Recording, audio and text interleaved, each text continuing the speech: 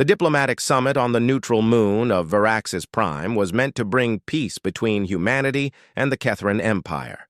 The Kethran Empire was huge, controlling over 300 star systems. The Kethrans were an old race. Their technology was far ahead of Earth's technology. Their military power was known across the galaxy. Empress Velara ruled the Kethran throne for over 40 cycles. She had finally agreed to meet with human representatives after decades of fighting along the border worlds. Staff Sergeant Jake Morrison of the United Earth Defense Force stood at his post near the eastern corridor of the summit hall. His rifle was held in a relaxed but ready position. He had been picked for security detail. His commanding officer trusted his judgment under pressure. Jake was 32 years old, with short brown hair. He had the worn look of someone who had seen combat on 4 different worlds. He did not care much for politics or the fancy ceremonies of diplomatic events. But orders were orders. The summit hall was beautiful. It was built from crystal structures that caught the light of Varaxis Prime's twin suns. The light scattered into rainbow patterns across the polished floors. Representatives from both sides sat at a long oval table. Their voices carried in measured tones as they discussed trade routes and border lines. Empress Velara sat at the head of the Kethran delegation. Her pale blue skin was marked with detailed silver patterns that showed her royal blood. She wore flowing robes of deep purple. Her eyes were large and bright. They held a sharp intelligence that seemed to see through any lies. Her personal guards stood in a half-circle behind her. They were called the Crimson Sentinels. They were the elite warriors of the Empire. Each guard stood over 7 feet tall. They wore fancy armor that hummed with energy shields. Their weapons were plasma lances that could cut through starship hulls.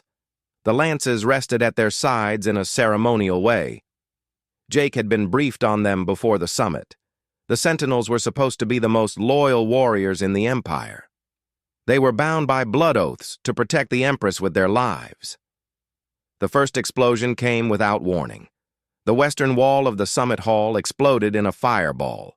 Debris and smoke came rushing across the chamber. Alarms screamed as emergency lighting turned on. Jake's training kicked in right away. He dropped to one knee and brought his rifle up. He scanned for targets through the smoke and chaos. Screams filled the air as diplomats ran for cover. Through the smoke, Jake saw them. Armored figures were pouring through the hole in the wall. Their weapons were firing. They were not Kethran military. The marks on their armor showed they were the Talon Brotherhood. This was a radical group that had sworn to kill the Empress and take control of the Empire. Intelligence reports had said they might try something. But security had thought the risk was small. They had been very wrong. The attackers moved with precision. They cut down anyone who stood in their path. Jake fired controlled bursts and dropped 2 of them before they could reach the human delegation. His earpiece crackled with panicked voices. Other security teams were fighting the enemy throughout the building.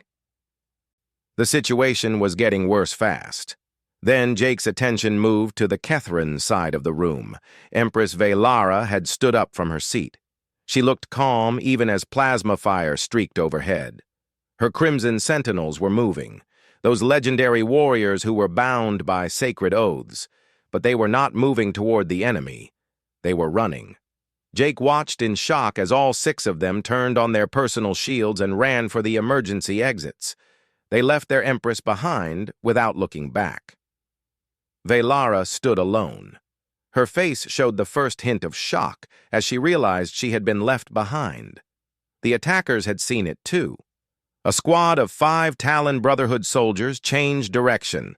They moved straight for the Empress. Their intent was clear. This was not just an attack. This was murder. Jake did not think.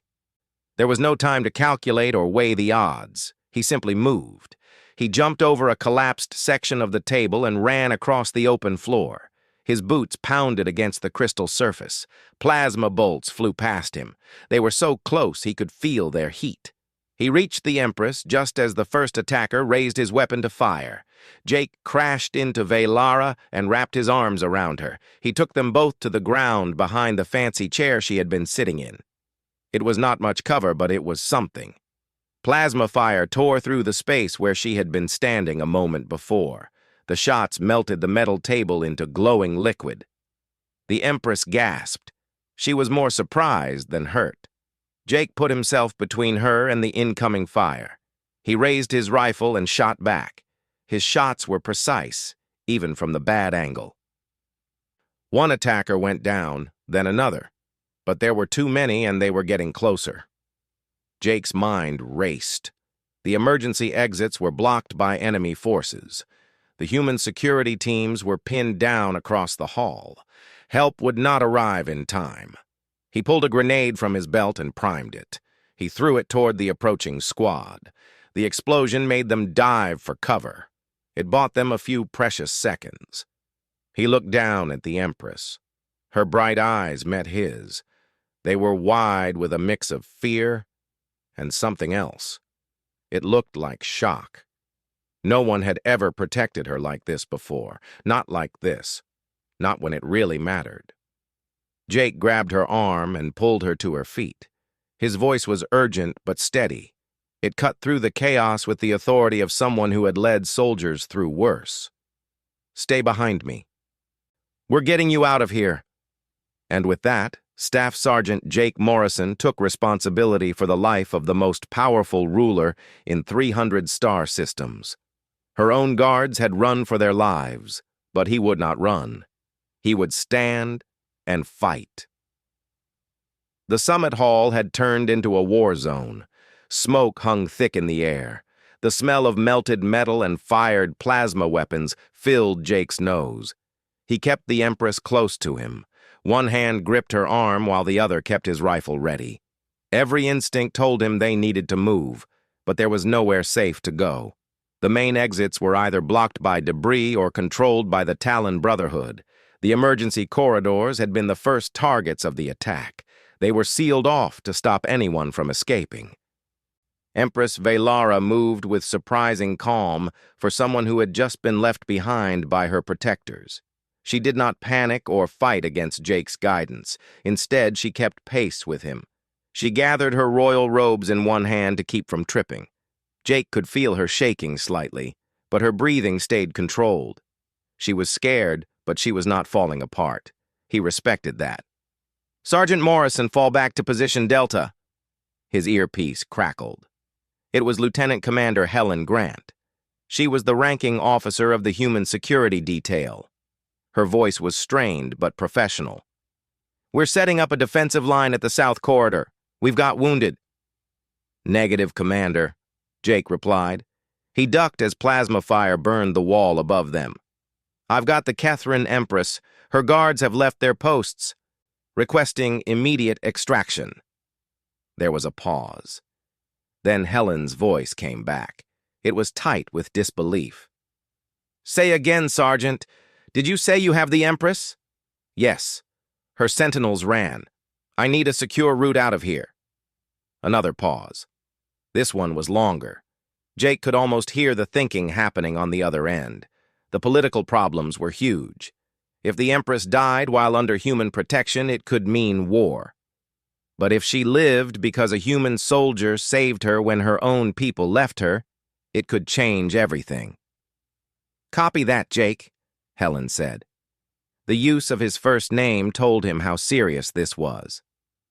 "The Northwest Service Tunnel is still clear. It leads to the maintenance level below. From there you can reach the landing pads. We'll try to pull their attention away from your position." "Understood." Morrison out. Jake pulled the Empress toward the northwest corner of the hall. He stayed low and used the wreckage of furniture and decorative pillars for cover. The attackers were focused on fighting the main human defensive positions. This gave him a narrow window. As they moved, Velara spoke for the first time since the attack began. Her voice was musical even under stress. She had an accent that shaped human words in unusual ways. "Why did you do this?" she asked. Her bright eyes were fixed on his face. Why did you protect me? Your mission was to protect your own delegation." Jake did not break stride. His attention was split between their route and watching for threats. Because it was the right thing to do, and because nobody deserves to be left behind like that. Especially not by people who swore to protect them. Velara fell silent, but Jake could feel her studying him with an intensity that was almost uncomfortable. They reached the service tunnel entrance. It was a narrow doorway half hidden behind a decorative screen. Jake pushed it open and moved the Empress through. He followed close behind. The passage was dimly lit. It was designed for maintenance crews rather than important visitors. The ceiling was low enough that Jake had to duck slightly, but it was the perfect height for the Empress. Behind them, the sounds of battle grew louder. Explosions echoed through the building. Jake could hear the crack of human rifles mixing with the hiss of Kethran plasma weapons. His team was buying them time with their lives. They moved quickly through the tunnel. Their footsteps echoed off metal walls. Jake's tactical display showed their position compared to the landing pads. 200 meters, then 150. They were going to make it. That is when the tunnel ahead exploded. Not from outside, but from within. A hidden charge had been planted earlier and was set off remotely. The blast wave threw them backward. Jake turned his body to take the impact. He shielded the Empress as they hit the ground hard. His ears rang and he tasted blood. Something had hit his face during the fall. When the smoke cleared, the tunnel ahead was completely blocked. Twisted metal and collapsed sections of ceiling made it impossible to pass. Behind them, Jake heard voices shouting in the Kethran language. The voices were harsh and commanding. The Talon Brotherhood had found their trail. Jake struggled to his feet and pulled Velara up with him. She had a cut above her left eye. Pale blue blood trickled down her face, but she seemed otherwise unhurt. He quickly checked his rifle. It still worked. He had 2 magazines left. Not enough if they had to fight their way out. There was a maintenance hatch on the wall to their right. Jake grabbed it and pulled it open. Beyond was a narrow vertical shaft with a ladder leading down into darkness. It was not on any of the maps he had been given. This meant it was probably part of the moon's original structure. It was built before the summit complex. "Can you climb?" he asked the Empress. She nodded and gathered her robes again. "Yes, but where does this lead?" "No idea," Jake admitted. "But it's better than staying here." The voices behind them were getting closer. Jake helped Velara onto the ladder and followed right after. He pulled the hatch closed behind them. In the darkness, he turned on his helmet's light. The beam cut through the gloom to show old metal rungs going down into the unknown. They climbed in silence. The ladder groaned under their weight. Above them, Jake heard the hatch rattle as someone tried to open it. He had jammed it with a piece of debris, but it would not hold long. Down and down they went until Jake lost count of the rungs. His arms burned with effort. He could hear the Empress's breathing becoming harder. Finally, the ladder ended at another hatch. Jake dropped down onto a narrow platform and helped Velara down beside him. He forced the hatch open, and they came out into a huge underground chamber. It was part of the moon's air processing system. There was a forest of massive pipes and humming machines that kept breathable air flowing to the surface. The noise was deafening. Steam vented from pressure valves and created shifting curtains of mist. Jake checked his tactical display, but the signal was weak this far underground. They were off the grid. This meant no one could track them. Not the enemy and not their allies. He needed to find a way to contact his team. But first they needed to catch their breath and figure out their situation. He led the Empress to a small alcove between 2 massive coolant tanks. It was a relatively quiet spot where they could rest for a moment. Velara sat down on a metal crate. Her royal composure finally cracked. She put her face in her hands. Her shoulders shook slightly, but she made no sound. Even in this moment, she kept her dignity. Jake knelt beside her. He kept his rifle ready but gave her space. When she finally looked up, her eyes were wet but fierce. "My sentinels," she said. Her voice was thick with emotion. They ran. They have served my family for generations. Blood oath sworn before the first star. And they ran. Jake did not know what to say to that. The betrayal she felt was written across her face. So instead, he said the only thing he could think of. I won't run. I'll get you out of this. That's a promise. For 3 days, Jake and Empress Velara survived in the maintenance tunnels and processing chambers beneath Varaxis Prime's surface. 3 days of near-constant movement. 3 days of hiding in air shafts when patrols passed. 3 days of sharing the emergency supplies Jake carried in his vest. 3 days of the most powerful ruler in the known galaxy crouching in darkness alongside a human soldier while learning what it meant to be hunted. Jake's rations were designed to keep one soldier alive for 48 hours. He split them between both of them. He showed Velara how to eat the compressed nutrition bars. He apologized for their taste. She ate them without complaint, though he noticed she struggled with the texture. Catherine's bodies were different enough that he worried the food might make her sick. But hunger was hunger, and she needed strength. On the first night, they found a forgotten equipment room deep in the old mining tunnels. These tunnels were built before the summit complex. It was dark and damp and far from comfortable, but it could be defended and was off the patrol routes. Jake set up a basic alarm using stripped wire and a small charge. It would warn them if anyone came close. Then he took first watch while the Empress slept. Her back was against a support beam. She still somehow kept an air of dignity despite the dirt and blood now staining her fancy robes. During those long hours, Jake had time to think. The mission had gone very wrong. The Talon Brotherhood clearly had inside help. They knew too much about the security plans and the layout of the building.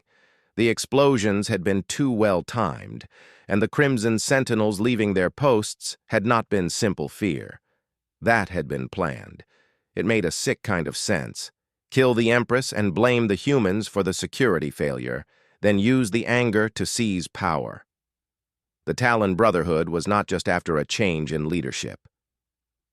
They wanted to restart the war with humanity, and what better way than to make it look like humans had let their Empress die? Except one human soldier had refused to let that happen. On the second day, they moved again. This time to a more dangerous location. Jake had noticed that the Talon Brotherhood patrols avoided certain areas, specifically the ones near the air processors that vented toxic coolant every few hours. The gas was deadly to Kethran bodies, but relatively harmless to humans with proper breathing protection. Jake made a crude filter for Velara using materials from his vest. He timed their movements to the vent cycles. It was during one of those moves that they ran into their first real threat. A patrol had been closer than Jake expected. They stumbled into each other in a narrow corridor. 3 Brotherhood soldiers, all armed with plasma rifles. Jake reacted instantly. He put 2 rounds into the first soldier's chest before the man could raise his weapon. The second got a shot off that burned Jake's shoulder. It went through his uniform and seared his skin. But Jake's return fire was accurate, and the soldier went down. The third had been smarter. He grabbed Velara and used her as a shield. His weapon was pressed against her head. For a frozen moment, Jake and the soldier stared at each other across 3 meters of corridor. The Empress stayed perfectly still. Her eyes were on Jake. They were calm and trusting in a way that made his chest tighten. "Drop your weapon, human," the soldier hissed in heavily accented Earth Standard, "or the Empress dies." Jake carefully lowered his rifle to the ground and raised his hands. The soldier grinned, thinking he had won. But Jake's hands were not empty. In one smooth motion, he drew his combat knife and threw it. The blade buried itself in the soldier's throat with a wet sound. The man dropped, making gurgling noises. His weapon clattered away. Velara stood there covered in the soldier's blood. She stared at Jake with an expression he could not quite read. It might have been wonder, or something else. He retrieved his knife and cleaned it on the dead soldier's uniform. Then he checked her for injuries. She had none, but her hands were shaking when he took them in his. "You've done this before," she said quietly. "Killed up close." "Yes." "Does it ever become easier?" "No. If it does, you've lost something important." She nodded slowly. Then she surprised him by reaching up and touching the burn on his shoulder. Her fingers were gentle and careful. "You're injured. Why didn't you say something?" "It's not that bad." "You took this protecting me. That's the job." "No," she said firmly.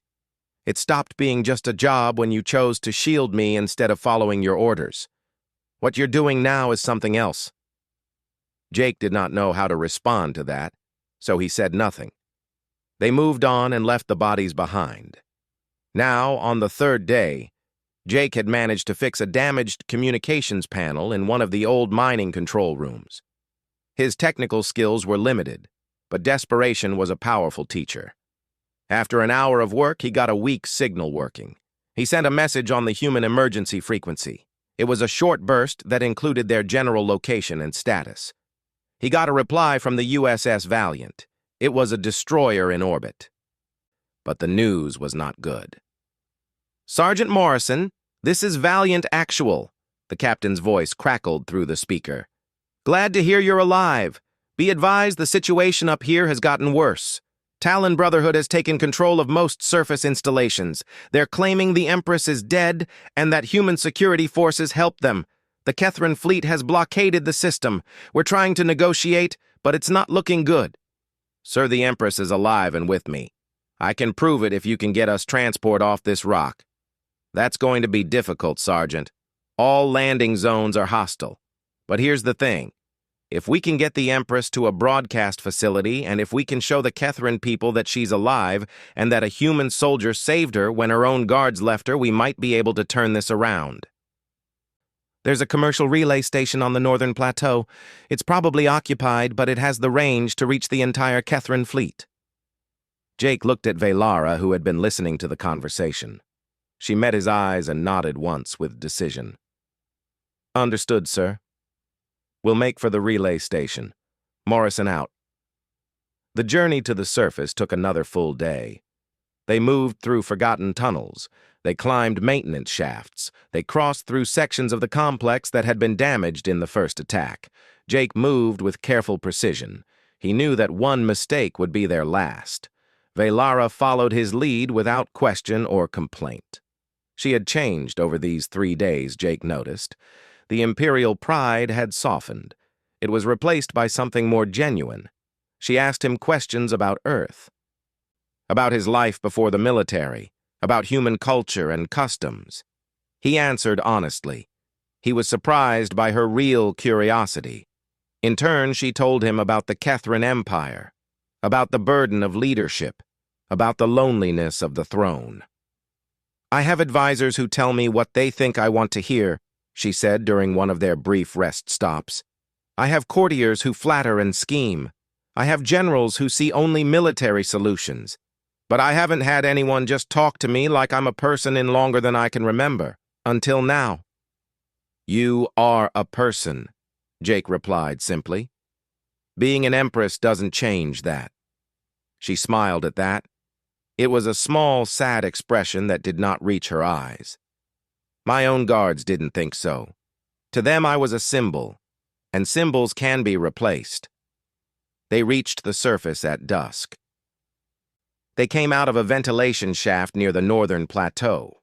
The relay station was visible in the distance. It was a cluster of antenna arrays and buildings against Varax's Prime's setting suns. Jake looked through his rifle scope. He saw movement.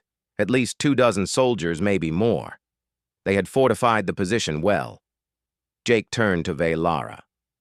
"This is going to be the hard part." She straightened her shoulders. For a moment he saw the Empress again. Regal and commanding despite the dirt and blood staining her robes. "Then let's finish what we started, Jake Morrison." And side by side, a human soldier and an alien Empress began their final approach to the relay station. They were ready to risk everything for a chance to tell the truth. The Catherine rebels had turned the relay station into a fortress.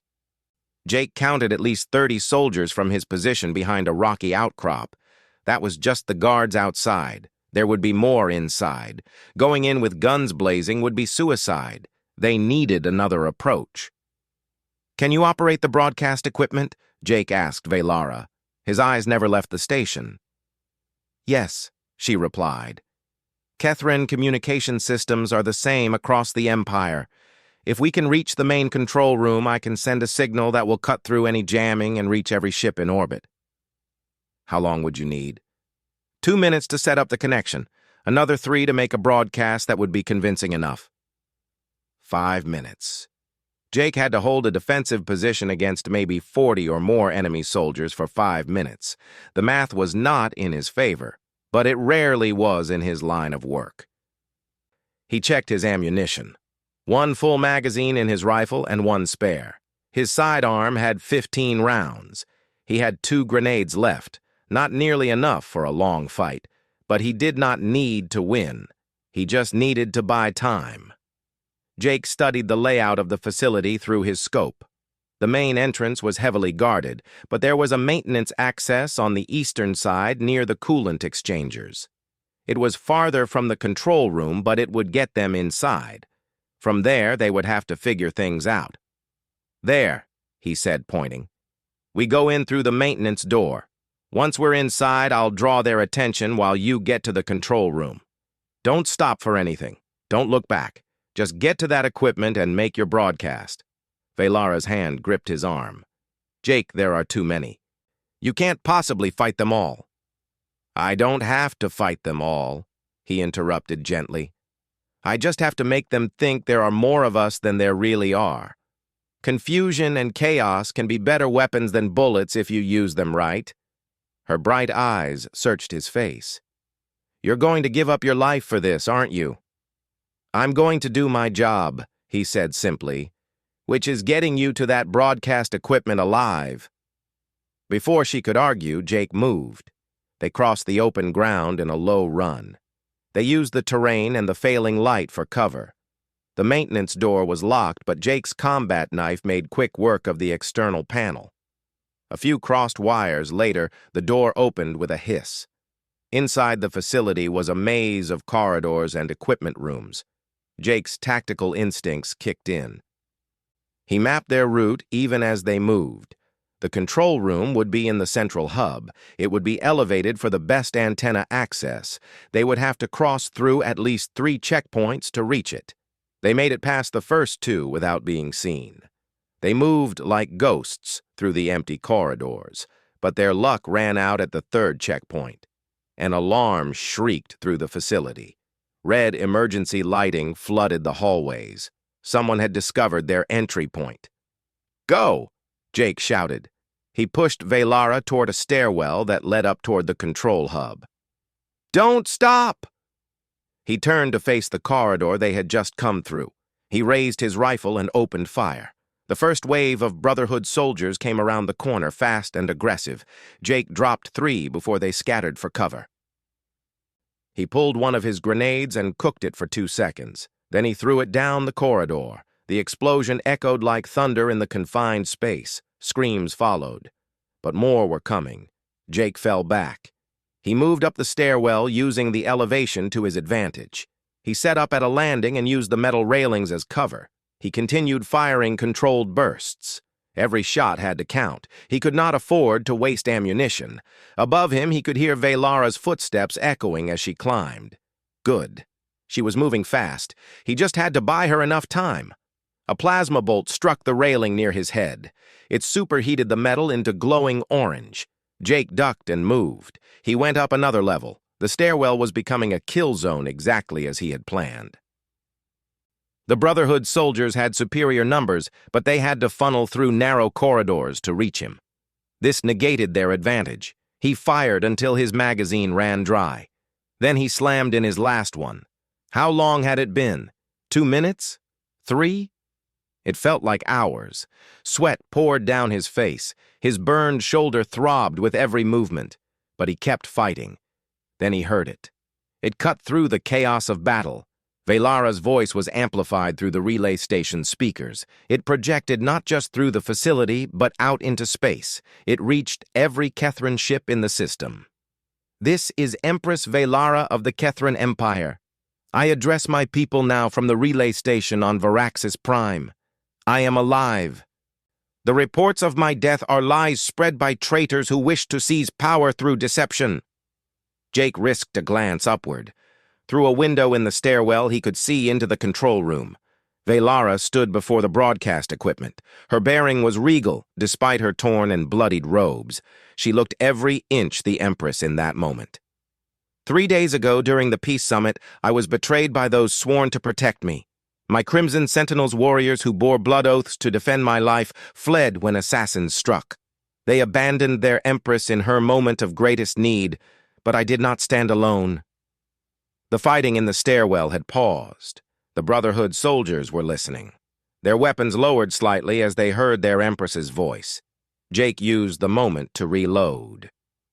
His hands moved automatically even as he listened. "A human soldier, Staff Sergeant Jake Morrison of Earth, shielded me with his own body when the attack began. He carried no oath to me. His orders were to protect his own delegation. Yet when my guards ran, he stood firm. For 3 days he has protected me. He has fought for me and risked his life for me without hesitation." Jake felt something strange in his chest. It might have been pride or embarrassment. He had just been doing his job, well, more than his job, but still. "I have learned much in these 3 days," Velara continued. Her voice was strong and clear. "I have learned that true loyalty cannot be commanded or bought. It must be earned. I have learned that courage is not the absence of fear, but the choice to act despite it. And I have learned that perhaps humanity is not the enemy we have believed them to be." The broadcast was working. Jake could hear confused voices among the Brotherhood soldiers below. Their entire plan had been based on the Empress being dead and humanity being blamed. Now she was alive and praising a human soldier as her savior. The political calculations were shifting by the second. "To the Talon Brotherhood I say this. Your coup has failed. Surrender now and you will be judged fairly under Kethran law. Continue this rebellion and you will be crushed. To the Kethran fleet in orbit, I, your Empress, command you to stand down. Do not fire upon human vessels. They are not our enemy today." A massive explosion rocked the facility. Jake was thrown against the wall. His ears rang. Through the window, he saw Velara stumble but remain standing. Her hand gripped the console for balance. The Brotherhood had set off charges inside the facility. They were probably trying to bring down the antenna arrays to cut off the broadcast. But the signal was already out. The words had been spoken and transmitted across the system. They were impossible to take back. Jake heard boots thundering up the stairwell. They were coming for the control room. They were trying to stop the Empress before she could say more. He positioned himself at the final door. It was the last barrier between the rebels and Velara. His rifle was nearly empty. His last grenade was in his hand. The door burst open and Brotherhood soldiers poured through. Jake fought like a man fighting for something that mattered. He fired until his rifle clicked empty. Then he drew his sidearm and continued to fire. He used the grenade, throwing it back down the stairwell to cut off more soldiers coming up. Bodies fell, both his enemies and eventually his own, as a plasma bolt caught him in the side. It burned through his armor and into his ribs. Jake collapsed against the wall. His vision swam, but he had done it. He had bought enough time. Through the ringing in his ears, he heard the sound of human weapons. Reinforcements had arrived. The Kethran fleet must have stood down. This allowed human shuttles through to evacuate survivors. Velara was suddenly there, kneeling beside him. Her cool hands were on his face. She was saying something, but he could not quite make out the words. Everything seemed distant, like he was underwater. He tried to tell her it was okay, that she was safe now, that he had kept his promise. But the words would not come. The last thing he saw before unconsciousness took him was her face. Tears were streaming down her cheeks. Her lips were moving in what might have been a prayer or a promise. And for just a moment, Jake thought it had all been worth it. Every second. Jake woke up 3 weeks later in a medical facility aboard the UEDS Defender. It was humanity's newest hospital ship. His first thought was that he was surprised to wake up at all. His second was confusion about why his room was filled with flowers. They were not earth flowers. They were glowing Catherine blooms that shone softly in shades of blue and violet. They cast the medical bay in a strange light. A nurse noticed him stirring and immediately called for the doctor. Within minutes, Jake was surrounded by medical staff. They checked his vitals and asked questions about his pain levels. They generally made a fuss. He learned that the plasma bolt had nearly killed him. He had been in critical condition for 2 days. He had undergone 3 surgeries to repair the damage to his internal organs. He also learned that he had become the most famous soldier in human space, and possibly in Catherine space as well. The doctor was a stern-faced woman named Lisa Porter. She explained while checking his bandages. Your little rescue mission has been broadcast across every human world and throughout the Catherine Empire. You're a hero sergeant to both species. The politicians are calling you a symbol of a new era of cooperation. Great, Jake muttered. His throat was dry. All I wanted was to not let anyone die on my watch. Lisa smiled slightly. Well, you succeeded. The Empress is alive. The Talon Brotherhood has been defeated, and the peace talks have started again with actual progress being made, because of you.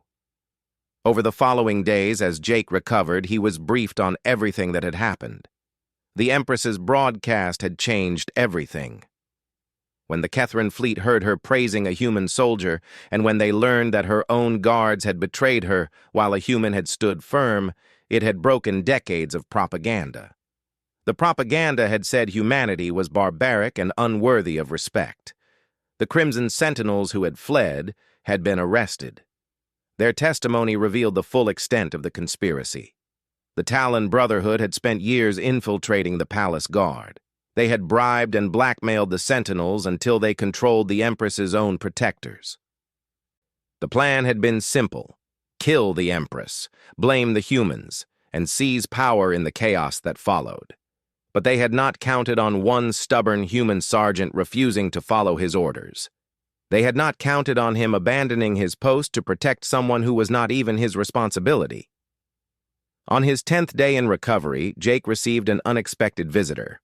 Empress Velara arrived with minimal ceremony. She brushed past the protests of his doctors and the human diplomats who tried to stop her. She entered his room alone and closed the door behind her.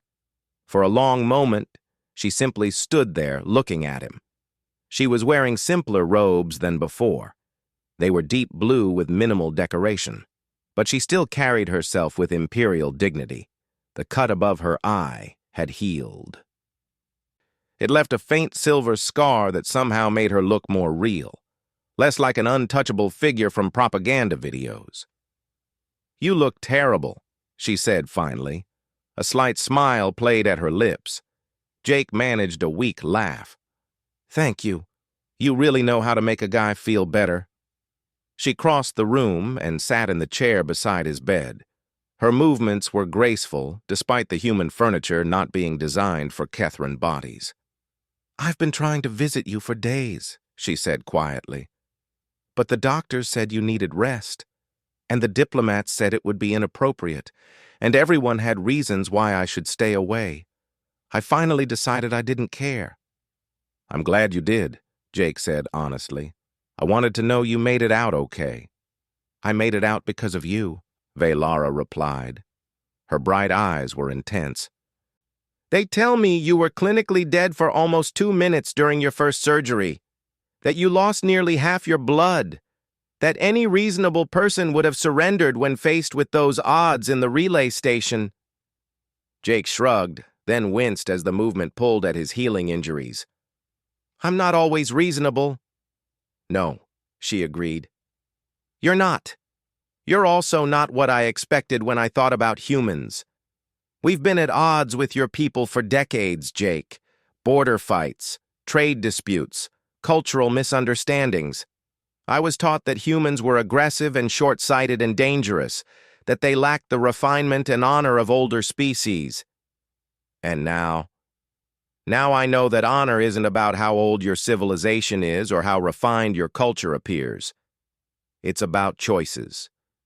The choice you made when you could have followed your orders and protected your own people. The choice you made every moment for 3 days when you could have abandoned me but didn't. The choice you made in that stairwell when you stood between me and 40 armed soldiers with almost no ammunition left. Velara reached out and took his hand, her cool fingers intertwined with his. I came here to thank you, Jake Morrison, not as an empress to a soldier, but as one person to another person who gave them their life back. Jake felt something tighten in his chest. It had nothing to do with his injuries. You don't need to thank me. When it's just us, I'm Velara, she corrected gently. You've earned that right. And I do need to thank you. I also need to tell you something else. She paused, seeming to gather her thoughts. When she spoke again, her voice was firm, but carried an undertone of emotion Jake could not quite identify. The peace talks have started again. Both sides are negotiating in good faith for the first time in 30 years. There's talk of opening the border worlds to free trade, of cultural exchange programs, of joint scientific ventures. The war that everyone thought was inevitable has been stopped, because you showed both our peoples that we're not so different after all. That's good, Jake said, carefully sensing there was more. The Kethrin High Council has agreed to a formal alliance with humanity, Velara continued. Military, economic, and cultural. It's unprecedented. And they want you to be part of the delegation that finalizes it.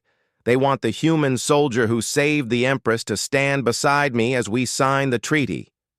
A symbol of the new relationship between our peoples. Jake blinked. I'm not really a symbol kind of guy. I'm just a soldier.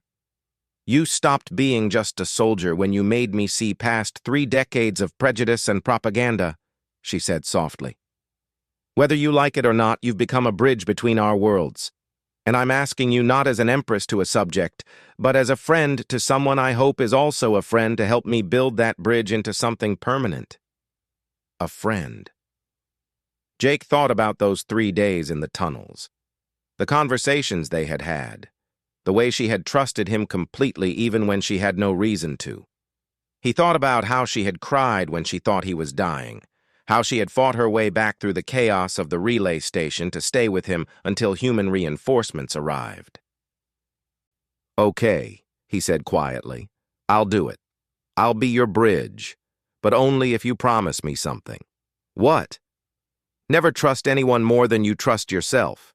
Your guards abandoned you because they stopped thinking of you as a person and saw only a symbol. Don't let that happen again with anyone. Not even with me. Velara smiled. It was a genuine expression that transformed her face. You're a strange man, Jake Morrison. Most people in your position would be asking for wealth or titles or power. And you ask me to trust myself. Seemed more important, Jake said with a slight shrug. They sat in comfortable silence for a while, still holding hands. Outside the window of the medical bay, the stars of both human and Kethrin space shone with equal brightness. Somewhere out there, diplomats were negotiating treaties. Generals were planning joint military exercises, and historians were already calling this moment the beginning of a new age. But in this small room, it was just 2 people who had survived something terrible together and come out the other side, changed. An empress who had learned that true loyalty could not be commanded, and a soldier who had learned that sometimes the most important mission was not the one you were assigned, but the one you chose for yourself. The formal alliance ceremony took place 6 months later on Earth. It was in the newly built Embassy of Stars. This was a joint human-Kethran facility that served as neutral ground for both species. Representatives from dozens of worlds attended. Both human and Kethran came along with observers from other galactic powers who wanted to witness this historic moment. Jake stood on the raised platform in his dress uniform. Medals he did not quite know how to feel about were pinned to his chest. Beside him, Empress Velara wore formal imperial robes in white and gold. These were the colors of peace in Kethran culture. Between them stood a crystal pedestal holding the Treaty of Earth. This was the document that would formally end decades of hostility and establish humanity and the Kethran Empire as allies. The ceremony was broadcast live across both civilizations. It was watched by billions, but Jake was barely aware of the cameras or the crowd. His attention was on Velara as she spoke. Her words were translated in real time by advanced computer systems. "Today we stand at a threshold," she said. Her voice carried across the vast hall. "Behind us lies a history of mistrust, of fear, of conflict. Before us lies a future we will build together. This alliance was born not in a council chamber or on a battlefield, but in the tunnels beneath Varaxis Prime, where a human soldier taught me what true honor means." She turned to look at Jake, and he saw warmth in her eyes. Sergeant Jake Morrison could have followed his orders. He could have left me to my fate. He could have chosen the easy path, the safe path. But he chose differently. He chose to see past the differences between our species and recognize that some principles, like protecting those who cannot protect themselves, are universal. Velara picked up a ceremonial pen from the pedestal and signed her name to the treaty with a flourish. Then she handed the pen to Jake. "And now I ask my friend Jake Morrison, the bridge between our worlds, to witness this treaty alongside me. Not as a soldier, not as a symbol, but as the person who showed me that the best of humanity deserves to stand equal with the best of any species in this galaxy." Jake took the pen. His hand was steady despite his nerves. He added his signature to the document. The hall erupted in applause. It was a sound that seemed to shake the very foundations of the building. Human and Kethran delegates alike rose to their feet, celebrating the moment.